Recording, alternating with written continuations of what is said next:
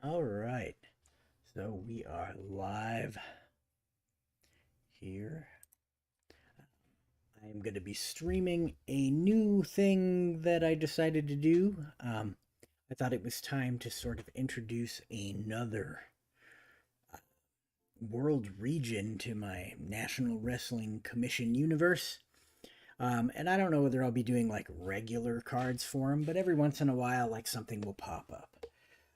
But I've basically created the Japanese Wrestling Union, the JWU. I'm in the wrong universe.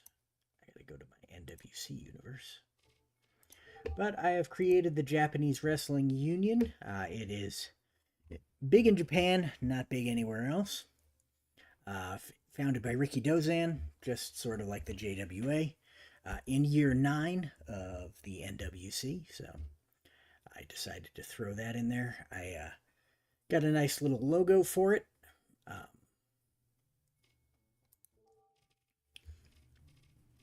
but yeah, I wanted to stream that here.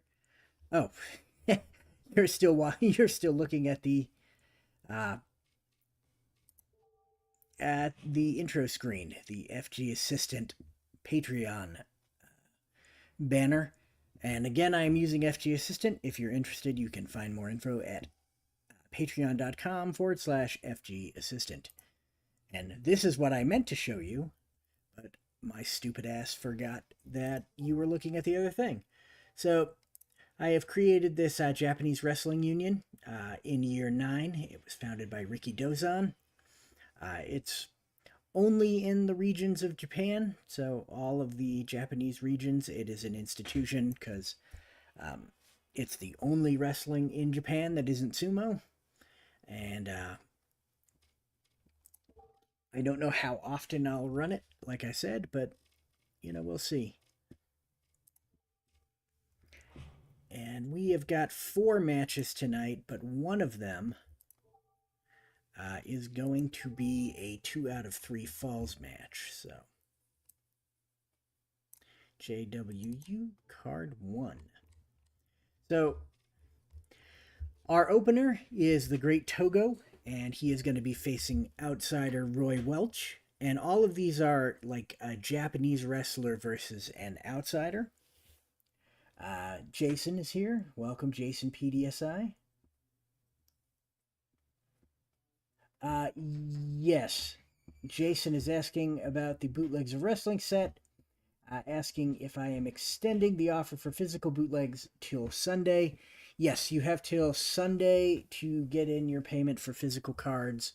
I have extended it for 1 week because a couple of people, their payday was today, and so they wanted the extra day or two to get things in. So if you are wanting a physical set of my upcoming Bootlegs of Wrestling set, they've all been announced. So let's take a quick look at that in FG Assistant here. We'll go down here and go Fall 2024.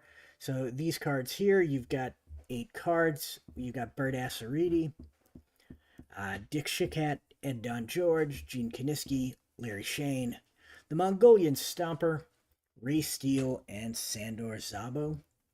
But if you're interested in those, go ahead and you can make or send me a Patreon, or not Patreon.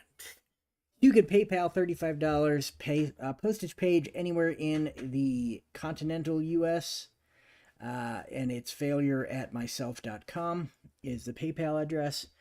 And just include your shipping address in the notes to, or the what is this for section, and send it as friends and family so I don't have to pay the PayPal tax. I think that I've been doing this is the I think I'm going into my 3rd year of selling these, and I've never ripped anyone off. So, it seems silly for me to pay a PayPal tax that doesn't end up getting used. So, yeah, just do that if you're interested. But you do have till Sunday. Anywho, so back to the card. This is going to be card 1, takes place on July 15th of year 9. Our opening match is the Great Togo versus Roy Welch. Our next match is Matsuda Sorakichi versus Alibaba. And then we've got Masahiko Kimura versus Johnny Quango. And then in our main event, we've got Ricky Dozan and Lou Thez taking on the Fabulous Kangaroos. And that is a 2 out of 3 falls match, which I believe is actually the first 2 out of 3 falls match in NWC history. So in my universe, the 2 out of 3 falls match originated in Japan with Ricky Dozan's JWU. So yeah, this card is taking place at, I don't even know, Kokukigen Hall, essentially, in Tokyo. And we've got a sellout crowd of 20,000 watching the event. So, big card for the evening. All right, so let's get down to the first match. We've got the Great Togo and Roy Welch. And in the red corner, weighing in at 181 pounds, and standing 5 feet, 10 inches tall, from Memphis, Tennessee, this is Roy Welch. And in the blue corner, weighing in at 219 pounds and standing 5 feet 6 inches tall, from Tokyo, Japan, this is the Great Togo. And the two men meet in the center of the ring. And it looks like Roy Welch wins the lockup. Welch, much to the chagrin of the Japanese fans, grabs a headlock and throws Togo to the mat. But Togo pops out and Welch hits the mat all by himself. And now the Great Togo waits for Welch to get back up and blasts him square in the forehead with a big headbutt. Welch is down. He's going to roll out of the ring. And both wrestlers are rolling count out. Let's see here. He is not counted out. And Welch is not counted out. Both men brawling all over the ring. And now it looks like the wrestler with the better ring rating, and that's going to be the Great Togo, taking over on level 3 offense. And Togo with some neck jabs on Roy Welch. And Welch is hurt. Togo follows that up by pushing him into the ropes. And Roy Welch counters that with a drop toe hold, taking the Great Togo down as they jockeyed around for position. And now Roy Welch back in control, applying a double wrist lock. The Great Togo able to buck Welch off of him and try to get back to his feet, and Welch grabs a hammerlock, applying pressure and taking Togo down. Roy Welch now using that hammerlock to throw the Great Togo from the ring, and the fan is booing vociferously here. And Togo gets back in the ring, and Welch jumps on him and reapplies the hammerlock. The Great Togo's hurt here. And Roy Welch backing Togo into the ropes. And Welch lifts a knee. And the knee doubles him over, and he's able to trip him down and apply a standing leg lock. And Roy Welch applying a lot of pressure on that standing leg lock. And Togo has rolled it down, but it's got the double asterisk. Let's see. Once per match, Togo may roll 1 die to attempt to use rub salt in eyes. This roll succeeds on 3 to 6, so he's going to try to rub salt in the eyes of Roy Welch. And on 3, he succeeds, so that's an add 1, but it is a disqualification, so let's roll. He is not disqualified, and Welch is now down. And Welch going to roll out of the ring after having the salt rubbed in his eyes. And even though that was a little bit underhanded, the fans are behind the Great Togo here. And now Roy Welch, upset, he grabs Togo and pulls him out of the ring and whips him into some chairs at ringside, just clearing out the front row there as Roy Welch throws him into the fans. That is, of course, illegal. So let's roll for DQ. He is not disqualified. So Welch grabs up Togo, throws him back into the ring. And he's not going to throw him out of the ring. And instead, he's going to back him into the ropes. And the referee steps in to break these two men up as they jockey for position on the ropes. And Roy Welch once again wins the lockup, trips Togo down and applies a standing leg lock. Togo's hurt here as Welch continues his attack. Welch now with a big hip lock on the great Togo. And Togo's down, but he can't do the salt rub again, so he'll just have to sit there and eat the hip lock. And now Welch waits for him to get back up as he lets him up. And Welch coming off the ropes with a big running shoulder tackle, choice H. So that's going to be into the ropes or level 3 on agility. That's what we're going to do. 9 or less for Roy Welch here. And on a roll of 8, he gets it. And that's going to hurt the great Togo as Roy Welch blasts him with that running shoulder tackle. That is defense. That's not what we want. There we go. And Welch hits him with a big forearm shot, and that's going to put Togo down. The fans are upset as Roy Welch applies a knee bar and really starts to work it. Togo down again. And Roy Welch not going to throw him out of the ring. Going to roll up. Another big forearm shot by Roy Welch. And once again, it puts Togo down. So the great Togo just can't seem to stay on his feet here against Roy Welch. And Welch backs into the ropes and blasts him again with a running shoulder tackle. He needs 9 or less, and he gets it. And the great Togo is in trouble here as Welch puts him down with the running shoulder tackle and then goes for the cover. Target is 4, roll is a 2. So the Japanese are off to a bad start here as the ring begins to fill up with trash, and Roy Welch is your winner.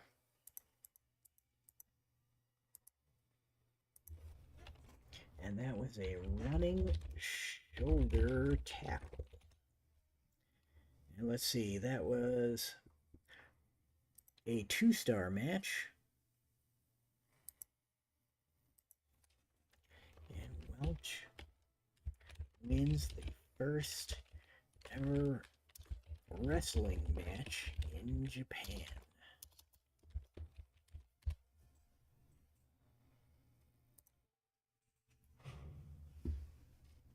So Roy Welch is your winner.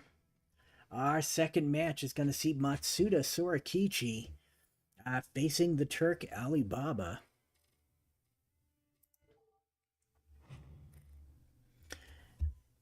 And in the red corner, weighing in at 275 pounds and standing 6 feet, 1 inch tall, from Istanbul, Turkey, he is Ali Baba.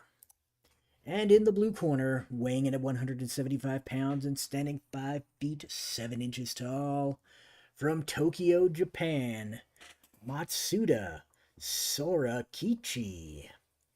And Matsuda Sorakichi, chasing down Alibaba, locks up with him. And Sorakichi is on the attack. Sorakichi now with a tie-up and dodge here. And that's going to throw Alibaba off balance as Sorakichi continues his attack. Waistlock body press. And that's going to also daze Alibaba, throwing him off balance. He's still trying to take him down with that waistlock, just putting more and more weight on Alibaba, trying to get him down. And he can't do it. He's still off balance. And now Sorakichi changes tactics with a double wrist grapple. And Alibaba breaks the double wrist and backs Sorakichi into the turnbuckle. And Sorakichi in trouble here as Alibaba rakes the eyes and then pounds him across the bridge of the nose with a big forearm. Really hammering Sorakichi here, much to the fans' dismay. Alibaba now with that running shoulder block. This is a choice E move, and this is what ended their first match. Let's see here. Agility, it's a -2, so he's going to have to do that 6 or less. And on a roll of 5, he gets it. So the running shoulder block, able to nail Matsuda Sorakichi. He's not in a, I think this is a sumo style, yeah. A sumo style match. So he is down, and Alibaba is in control here. And now a hammer drop on Matsuda Sorakichi. Sorakichi's hurt. Alibaba taking over here. Rollover slam. And he's just down. And now Alibaba with a big right hook. Turnbuckle or 6 or less for a level 3. He's going to go for it. And with a 6, he successfully nails him with a right hook. And that right hook catches Matsuda Sorakichi. Sorakichi's down. He's not going to bail out of the ring yet. And now Alibaba locks in the camel clutch. Matsuda Sorakichi in trouble here as he's still down. And Alibaba wrenching away on the camel clutch. Still pulling up. Really trying to make him humble. And he can't quite get it. Finally, he lets him up. I need 6 or less, I believe.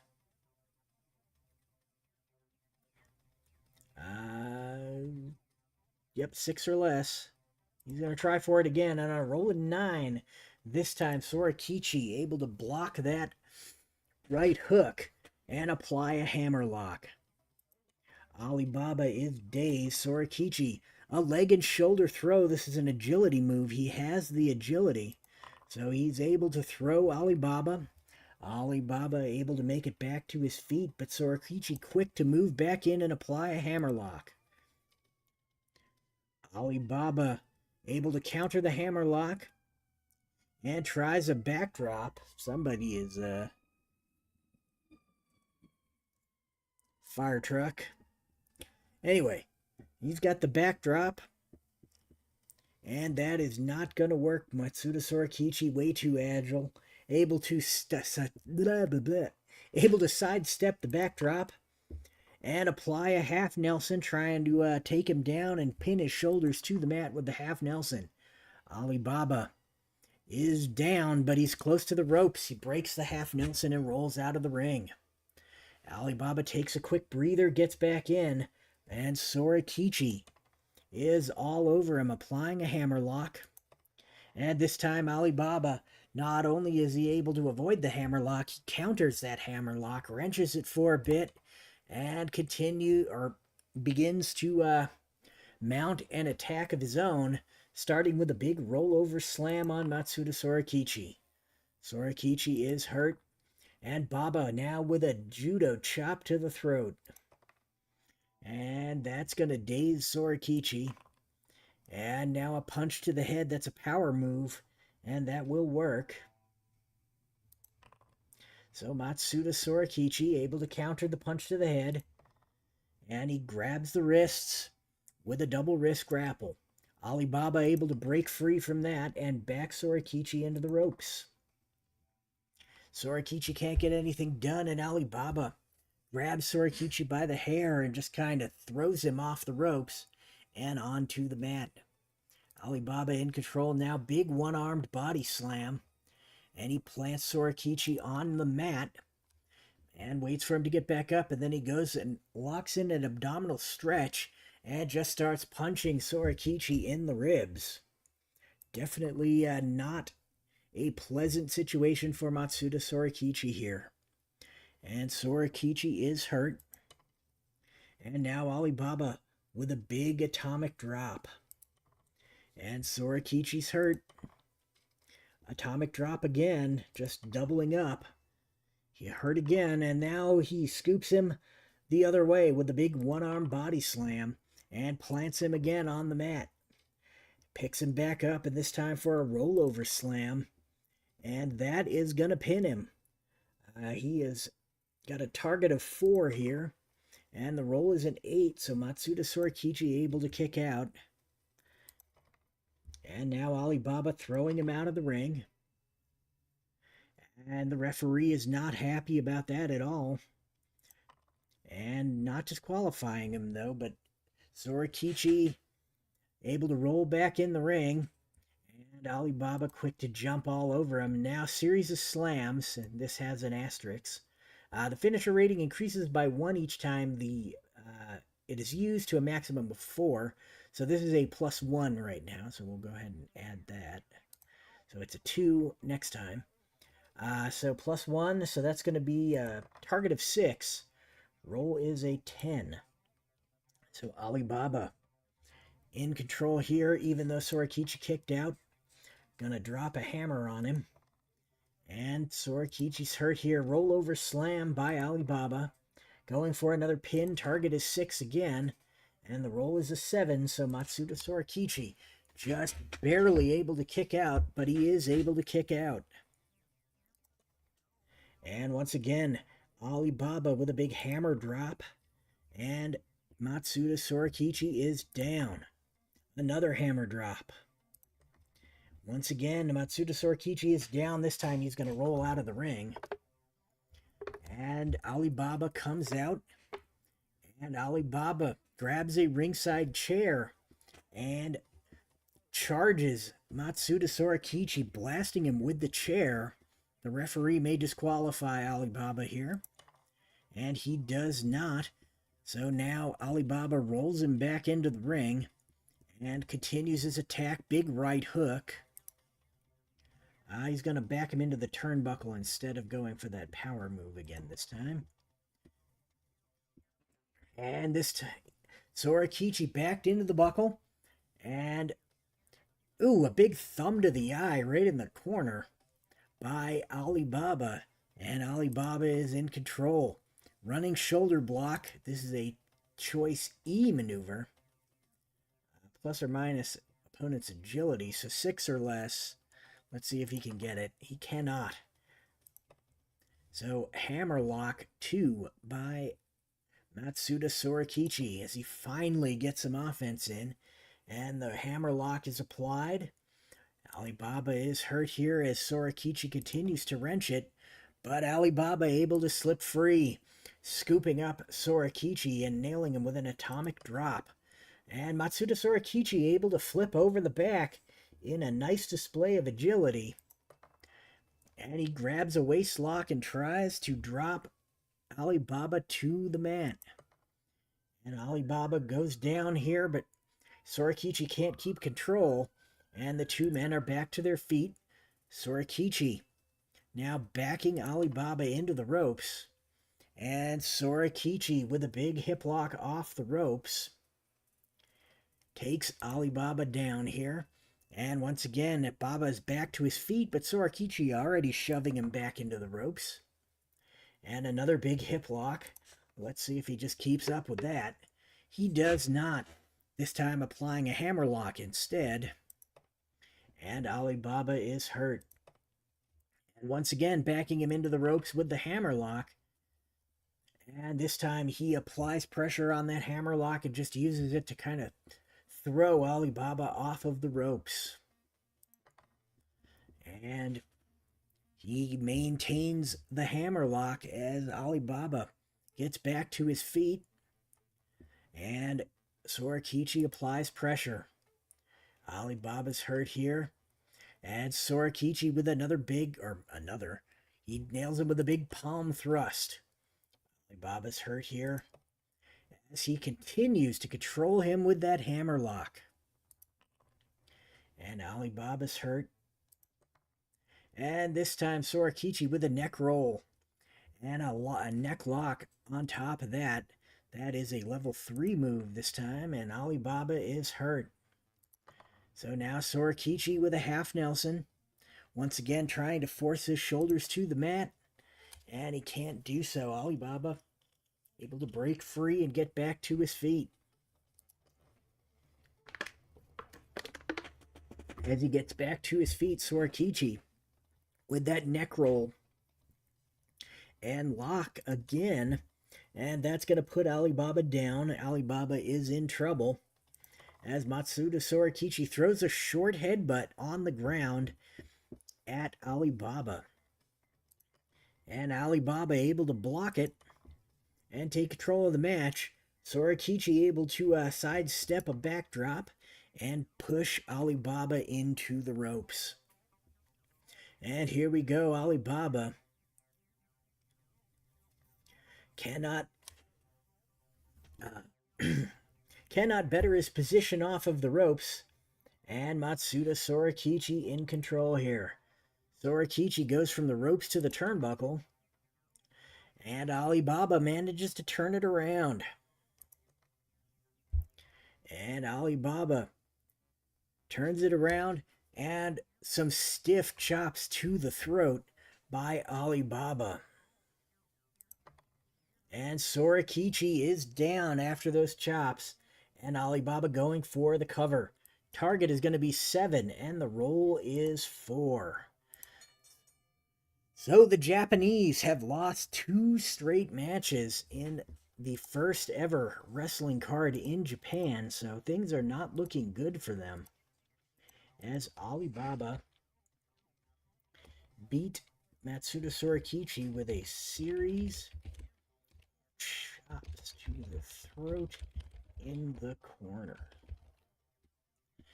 Let's see, that was a 2-star match as well. And so here we go. And our next match is going to be Masahiko Kimura versus Johnny Kwango. And can the legendary Masahiko Kimura get a win for Japan? And Johnny Kwango is tough, but it's not impossible, as Kimura is a talented judoka. In this match, the red corner, weighing in at 203 pounds and standing 5 feet 11 inches tall, from Lagos, West Africa, he is Johnny Kwango. And in the blue corner, weighing in at 185 pounds, standing in at 5 feet 7 inches tall, from Tokyo, Japan, this is Masahiko Kimura. And the two men meet up in the center of the ring. And Kwango in control here. And Kwango with an arm drag takedown. And that's an agility move. And Kwango does have the agility. So that's going to hurt Kimura. And Kimura in trouble now as Kwango scoops him up for an airplane spin. Masahiko Kimura is down. Things are not looking good for Japan. Springboard cross body by Johnny Kwango. This is a choice F. Let's see here. Level 3, 7 or less for the level 3 springboard cross body. And Kwango hits it. Kimura's in trouble as that connects and knocks Kimura back to the mat. And now Johnny Kwango applies the jaw hold. And Masahiko Kimura in trouble here. I do not believe that the bold instructions, shoot style matches does not apply to him. So the target is going to be 4. And the roll is a 5. So Masahiko Kimura able to break free from the jaw hold by Johnny Kwango. And for those of you who are unfamiliar with Johnny Kwango, he was a popular World of Sport guy in the, I believe in like the 50s and 60s. I think he was a, what do they call him? A blue eye, so like the like a baby face essentially if I remember right. It's been a while since I've had to. And yeah, I think his moveset basically has him pegged for a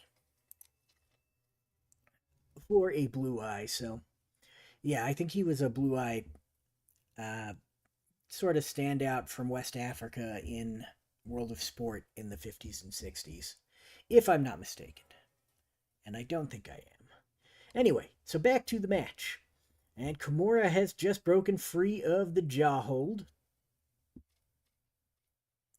And now Johnny Kwango on the attack here. Johnny Kwango with a big flying drop kick.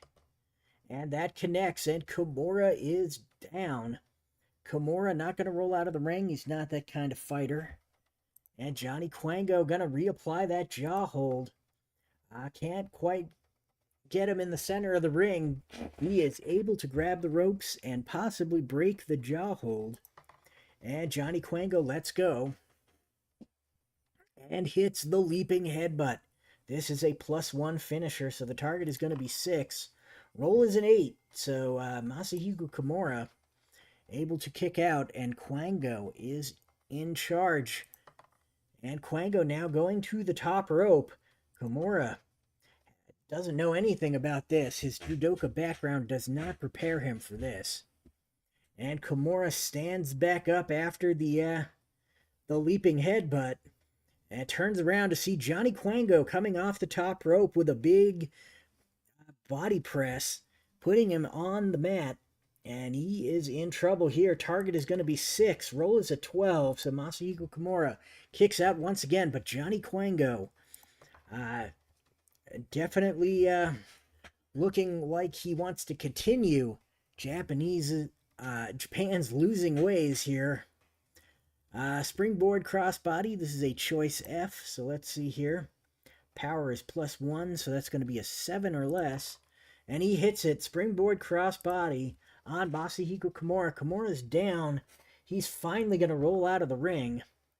But it does not do him any good. The referee warning him to get back in the ring. He is taking his time.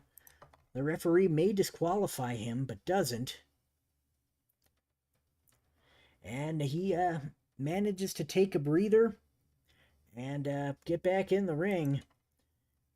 He surprises Kwango, who is arguing with the referee, and he grabs Kwango and just pitches him out of the ring, which is not the most sportsmanlike thing, but at this point, Kimura needs to do what he can to get the win. And now Johnny Kwango able to slow it down a little bit and roll back in, but Kimura jumps all over him. Kimura scoops him up with a big body slam and slams him down, but Johnny Kwango able to slip out the back. And Kwango with some quick left hands. And Masahiko Kimura is hurt. And now a series of headbutts, and that has an asterisk. If this move leads to a down 3, opponent adds 1 fatigue token. So a series of headbutts on Masahiko Kimura, and it does indeed lead to a down 3. Masahiko Kimura can't get a break here. We're going to roll 1 die. If it's even, the series of headbutts busted Kimura open. And on a roll of 2, Kimura is bleeding. So the first time blood has happened in Japan. Well, not the first time somebody's bled in Japan, but the first time blood in a wrestling match. And so Masahiko Kimura blasted by Johnny Kwango with a series of headbutts, and he is in trouble. And now Johnny Kwango not going to throw him out of the ring. Instead, going to go for a short headbutt. And Kimura is hurt. And now another series of headbutts. And those catch Kimura. And he is down. And he's back to his feet here as Kwango moves in. Kwango grabs the leg and just rolls him over with a leg lock. Masahiko Kimura certainly knows a thing or two about a leg lock, though. And he is in no danger here. Finally kicking Kwango off, but Kwango follows up as they get back to his feet with a series of headbutts, blasting Masahiko Kimura. Quango scoops Kimura up and spins him around with an airplane spin. He drops Kimura on the mat before applying a body scissors and foot brace here. And Masahiko Kimura is down. Johnny Quango stalking his prey as he throws some flying drop kicks at Masahiko Kimura. And Kimura's hurt here. Airplane spin. He's hurt again as he continues to spin him around. And he finally dumps him to the mat, goes for the cover. The target is going to be 8, and the roll is a 7. So Johnny Quango continues the absolute just bombing of Japan as he puts away Masahiko Kimura with an airplane spin. Airpine spin? I don't know what that is. Airplane spin. Kimura had 5, so that's a 2.5-star match. And okay, Jeff Stafford is here. Welcome, Jeff. The sodomy of Kimura. Yeah, he was really getting pounded on there. It was not pleasant. All right, so this is Japan's last chance to pick up a win on the first card ever to be held in Japan. This is Rikidozan, the founder of the Japanese Wrestling Union. And he is teaming up with Lou Thesz to take on the Fabulous Kangaroos in a 2 out of 3 falls affair. And the Kangaroos had a falling out with Red Berry, so they are not accompanied by Red Berry. Red Berry has been managing the Fargos in my universe, so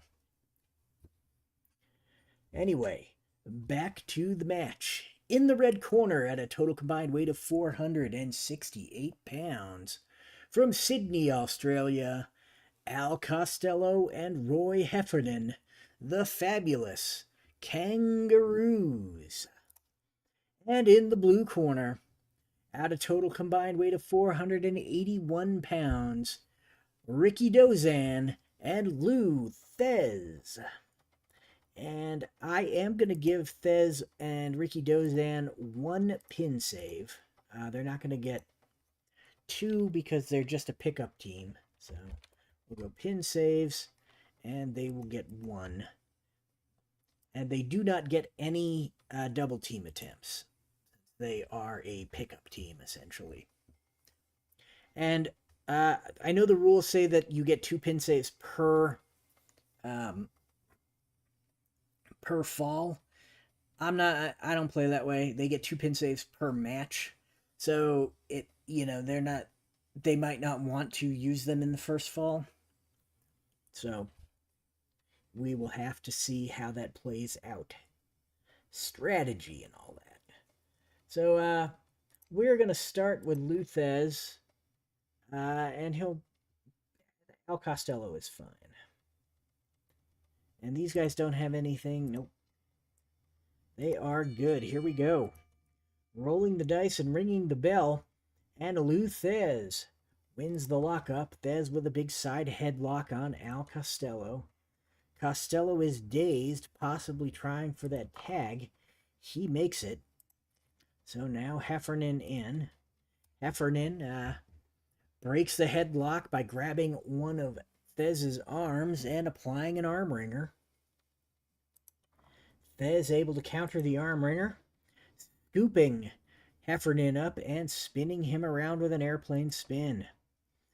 And Heffernan dropped on the mat, and he could tag Al Costello back in, and he is able to do so. So now Costello coming in, and the 2 men shove Thesz into their corner and just pummel him. And so that is another tag. Lots of quick tagging by the Fabulous Kangaroos. Thesz is hurt here. And now Heffernan with a monkey flip. This is a choice A. So let's see. It's ropes or power. I think he's going to go for the power. He needs 6 or less. And on a roll of 10, he can't get it. Lou Thesz in control now. Thesz scoops up Heffernan and starts spinning him around with the airplane spin. So Thesz really likes to spin people around. Drops him on the mat, and Heffernan is hurt. Thesz scoops him back up and spins him the other way.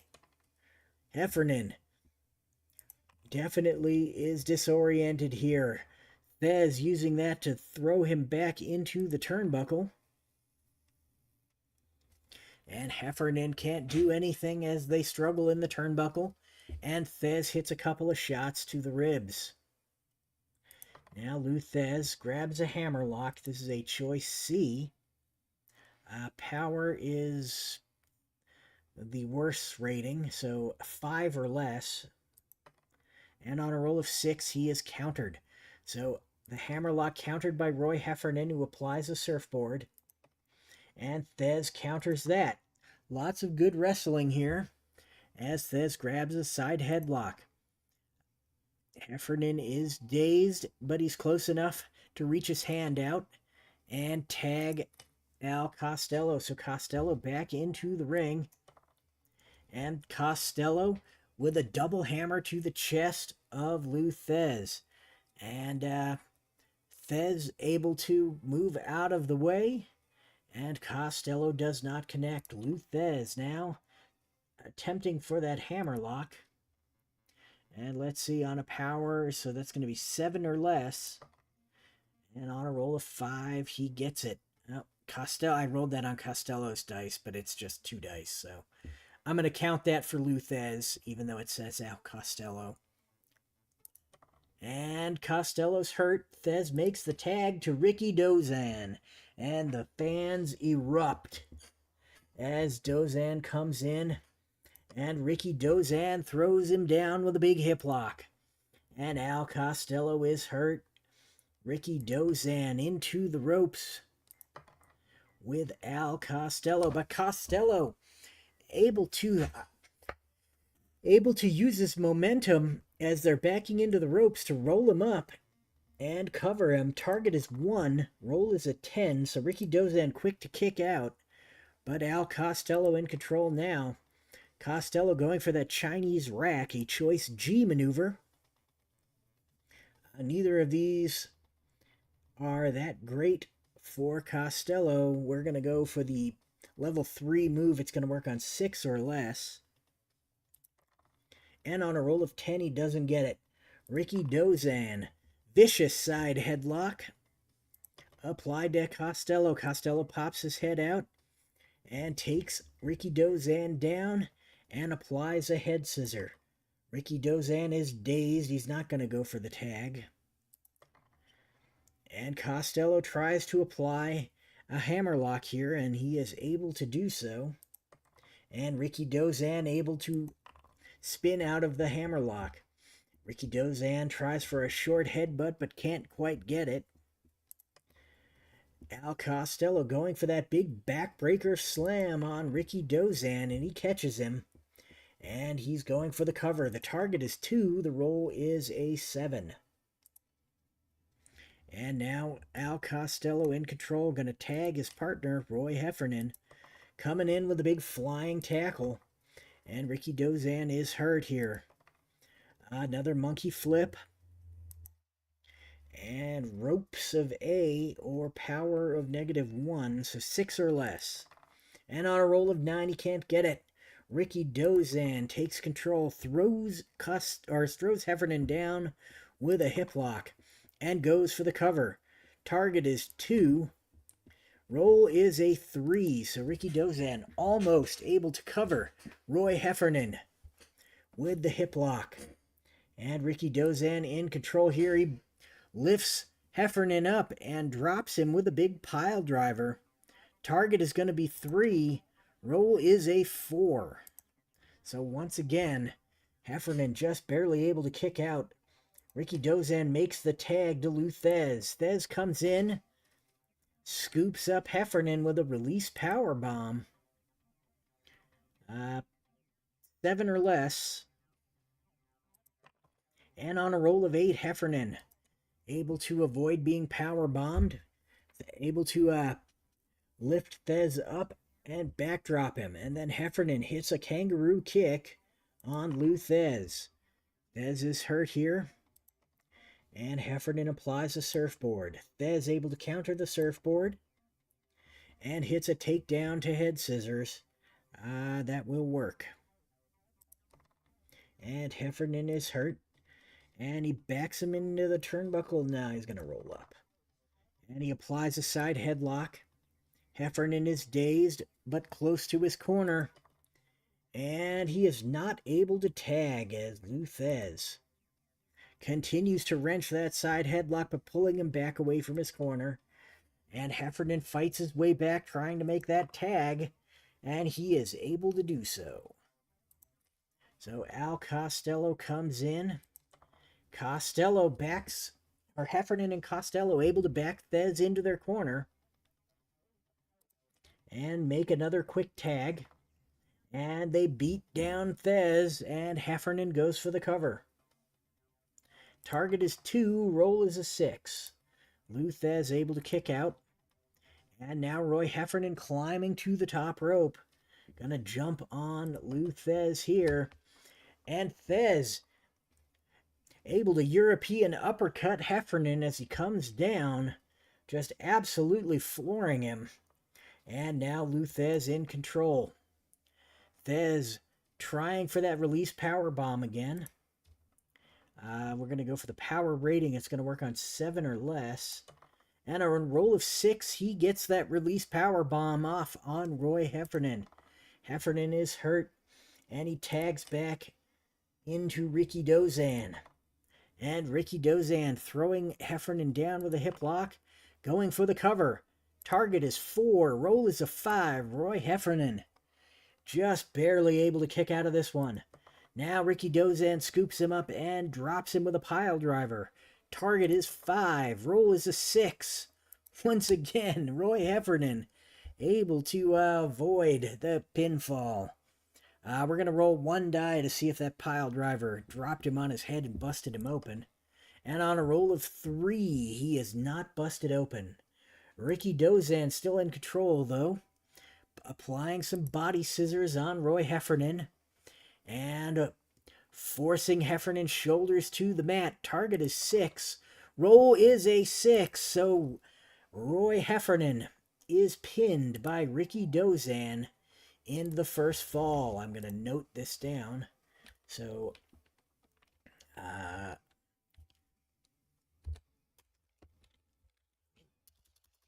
Ricky Dozan pinned, pinned Roy Heffernan via body scissors. Oh, that doesn't need to be capitalized either. Let's see, what's the time here? 27:17. All right. And we are going to add as a match note. Oh man, I could have done it this way.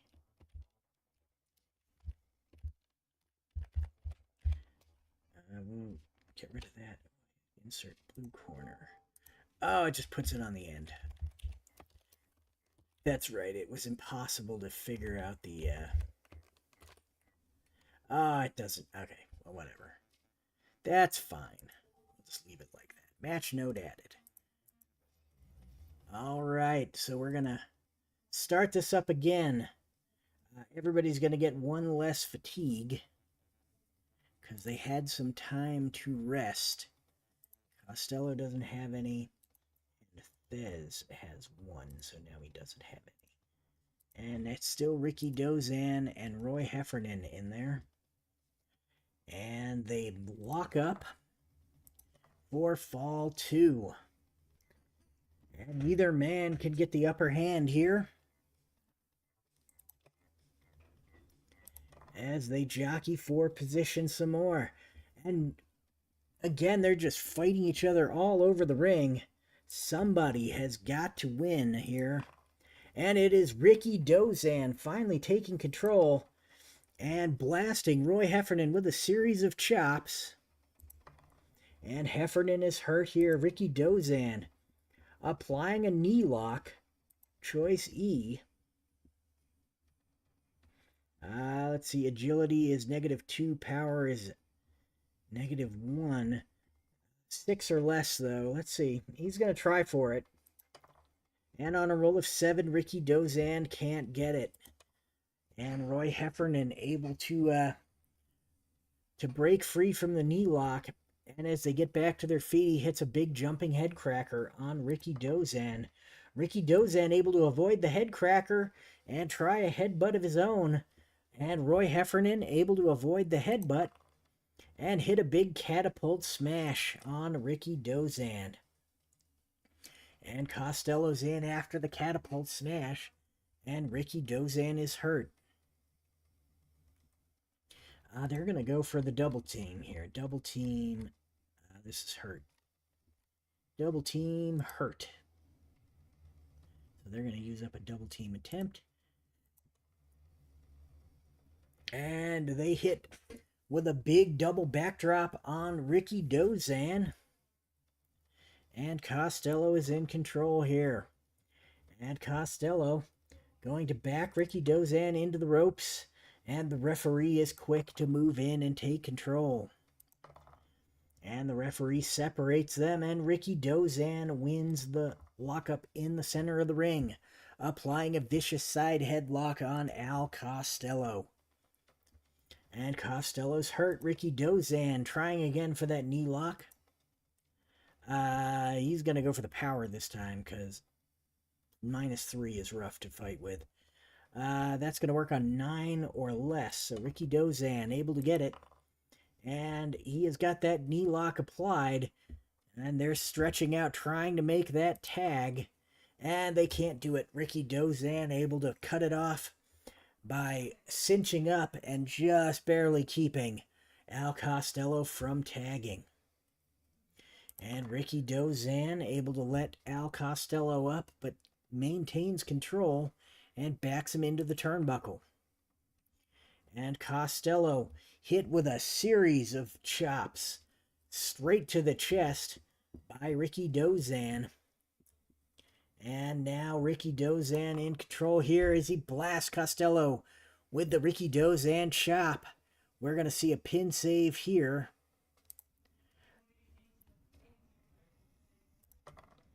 And it's failed as Lou Thesz cuts off Roy Heffernan. Al Costello goes down to the Ricky Dozan chop, and the target is going to be 5.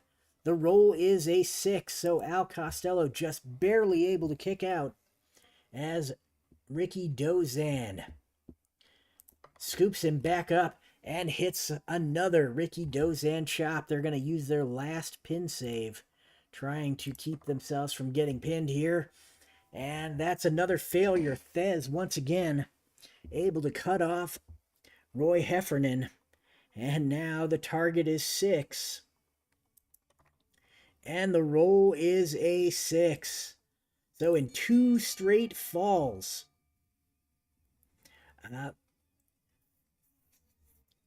Ricky Dozan able to bring his team to victory.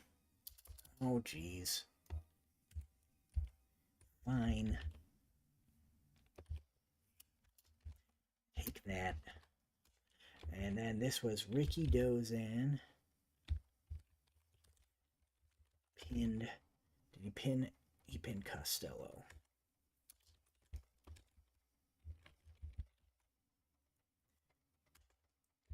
Yeah, Ricky Dozan chops. Chop. And this was in 40-24.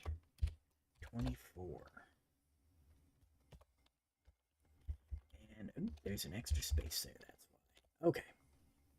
And so via falls 2-0.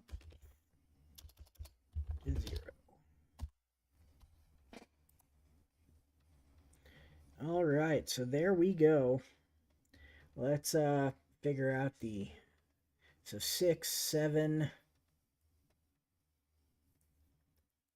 and then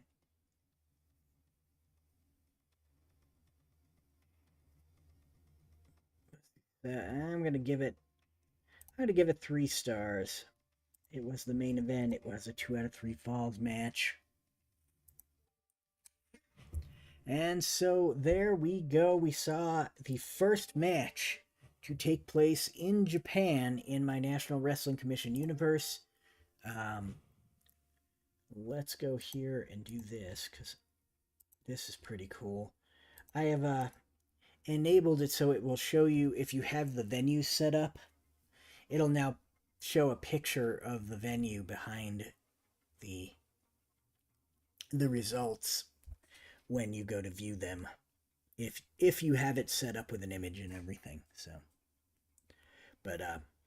yeah, those were our four matches on the evening. Overall, it was a 2.5 star card. Went on for nearly 2 hours. So it ended up being a slightly better card than I thought it was going to be, considering the Japanese fans were a little let down by their openers, but really, they made it up in the main event where the big hero scored both falls. So, what can you do? And the Fabulous Kangaroos are pretty solid tag team competitors, former world tag team champions. So, they can't really complain about the quality that Thesz and Rikidozan were able to beat. So,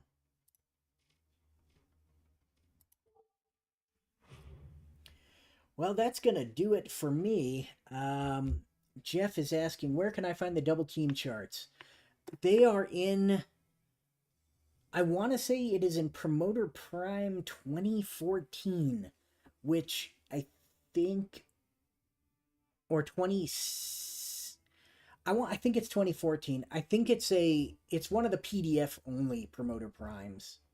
That I think the only reason I bought it was for the double team charts, because I think like the Legends cards are like Sean Dovry and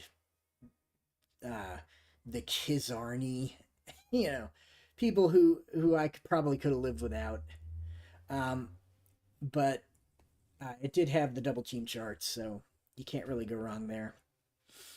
Although it might be in the one with Bruiser Costa and Frank Dalton, and if that's the case, it's worth it for the cards as well. So, but it is kind of expensive because they don't split them up, so it's like buying all the sets all at once. So you're getting like Legends, Indies, and COTG cards. So I think it's like $27 for a PDF, which is a little pricey in my opinion, but I mean, what can you do? Anywho, so I think that's gonna do it for me for this evening. I was thinking about if that match went, or if that card went real quickly. I had an NWC card with the women's title match and stuff on it that also needs to be run. I can load it up and... Oop, I don't want to do that. That's not what I'm trying to do. I'm trying to load the event. Let's see where it is here. Card 9.7. So yeah, this is another card that I need to roll out. I will probably do this on stream tomorrow, honestly. But it's Dr. B.F. Roller versus Everett Marshall. And then we've got a rematch from last month's card with Babe Ruth as the special guest referee, where Ida Mae Martinez and Yuli Brynner will be facing each other. Then we have the Missouri Mauler versus Theobald Bauer. And another rematch, Jackie Fargo versus Dandy Don. Last month, Dandy Don beat Jackie Fargo by disqualification when Fargo just absolutely hammered dandy Don outside the ring with the ring chairs. And then we have the main event, which sees NBBW Women's World Champion Mildred Burke taking on Mae Weston for the title. Like I said, I'll probably stream that one tomorrow. My voice is getting a little shot here, so I don't know whether I can do another hour worth of streaming. But yeah, I should be around tomorrow. For those of you who are FG Assistant patrons of the Digital Bootlegger Plus level or better, the Bootlegs of Wrestling Fall 2024 set is live for you in the store section of the Patreon. So if you go there and you check, it should be free for people who are Digital Bootlegger Plus patrons or better. And so you'll be able to get that a little bit early and play around with those cards. For the rest of you, the pre-orders end Sunday. So if you're interested in them, get in touch with me before Sunday because I've already extended the pre-order period and I won't do it again. So you have until Sunday to get those orders in. Well, that's going to do it for me. Y'all have a good night, and I will see you tomorrow.